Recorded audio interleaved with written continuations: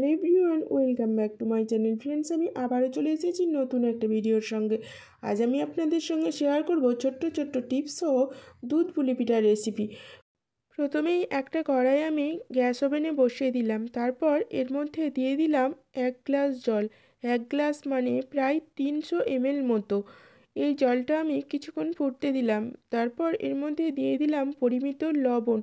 জলটা কিছুক্ষণ নেড়ে চেড়ে দেবো যাতে লবণ আর জল মিক্স হয়ে যায়। দেন এর মধ্যে দিলাম 2 বাটি চালের গুঁড়ি বা চালের আটা। 2 বাটি মানে প্রায় 300 গ্রাম, মানে 300 ml জলে দিলাম 300 গ্রাম মতো চালের গুঁড়ো। দেন এটাকে আমি এখন মিক্স করতে থাকবো। ফ্রেন্ডস, জল যদিও বা কম হয়ে থাকে, যদিও বা বেশি হয়ে থাকে, এর মধ্যেই কিন্তু মেনটেন করতে হবে। কোনোভাবেই কিন্তু কাঁচা জল আবারও দেওয়া যাবে না। তো আমি এখন এইভাবেই খুন্তিতে করে চেপে চেপে চেপে চেপে চালের গুঁড়িটা মেখে নিলাম। তো মাখা হয়ে গেলে এটা আমি একটা অন্য জায়গায় নামিয়ে নিলাম। তারপরে ওই কড়াইয়ের মধ্যে দিয়ে দিলাম কিছুটা গুড়। গুড়টা একটুখানি গলিয়ে নিলাম যাতে গোটা গোটা না থেকে যায়, মিক্সিংয়ে প্রবলেম না হয়। তারপরে ফ্রেন্ডস, ওর মধ্যে দিয়ে দিলাম কোড়ানো নারকেল।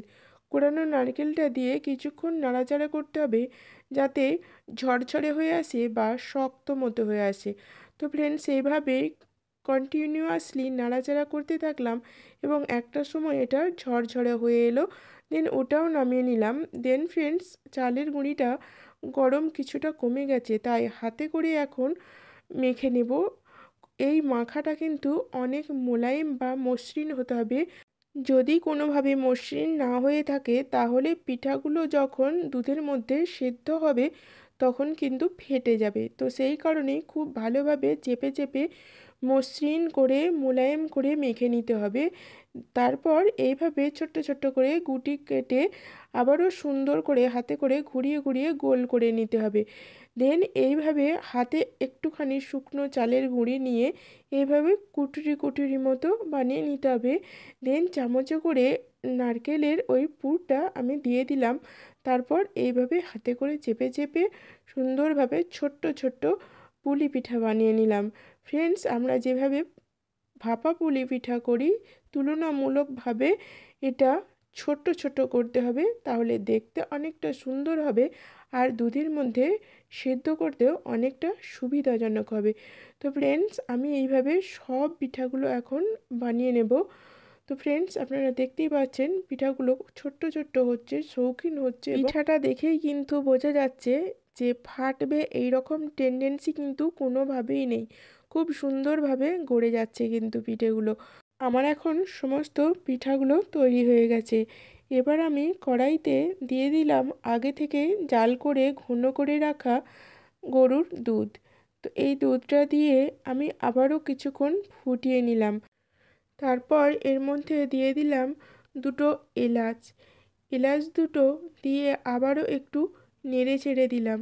তারপর এর মধ্যে আমি এখন দিয়ে দেব খেজুরের গুড়, অবশ্যই পরিমিত। খেজুরের গুড়টা যেমন মিষ্টি হবে তেমন স্বাদও অনেক বেশি হবে, সেই কারণে খেজুরের গুড়টা দিলাম। দিয়ে নেড়ে চেড়ে দেব। কোনোভাবে দুধটা যদি অল্প জাল হয়ে থাকে তাহলে খেজুরের গুড় দিলে কিন্তু দুধটা ফেটে যাবে, ছানা তৈরি হয়ে যাবে। তো সেই কারণেই আগে থেকেই জাল করে রাখতে হয়। দেন আমি এর মধ্যে দিয়ে দিলাম কোড়ানো নারকেল। তারপরে আমি একে একে পিঠেগুলো তুলে দিলাম। আমার সমস্ত পিঠাগুলো দেওয়া হয়ে গেল। এখন আমি হালকা হাতে নেড়ে ছেড়ে দেব যাতে পিঠাগুলো সব দুধের মধ্যে ডুবে যায়। হালকা হাতে নাড়াচাড়া করতে হবে, তা না হলে পিঠাগুলো কিন্তু ভেঙে যাবে। তো ফ্রেন্ডস, এখন দুধটা ফুটতে আরম্ভ করেছে। পিঠাগুলো হয়ে গেছে তখনই বোঝা যাবে যখন পিঠাগুলো ধীরে ধীরে উপরের দিকে ভাসতে থাকবে। এমত অবস্থায় কিন্তু হালকা হাতে আবারও নাড়াচাড়া করতে হবে, তা না হলে নিচে লেগে যেতে পারে। তো আমি সেই কারণেই কন্টিনিউয়াসলি হালকা হাতে নাড়াচাড়া করতে থাকবো। তো এক সময় দুধটা ফুটে ফুটে ঘন হয়ে যাবে আর পিঠাগুলো অনেকটা ভেসে উঠবে। তখনই বোঝা যাবে যে পিঠা তৈরি হয়ে গেছে। তো ফ্রেন্ডস, আপনারা দেখতেই পাচ্ছেন দুধটা অনেকটাই ঘন হয়ে গেছে এবং পিঠাগুলোও ভেসে উঠেছে। তো এখন আমি গ্যাসটা বন্ধ করে দেব। আমার পিঠা তৈরি হয়ে গেছে।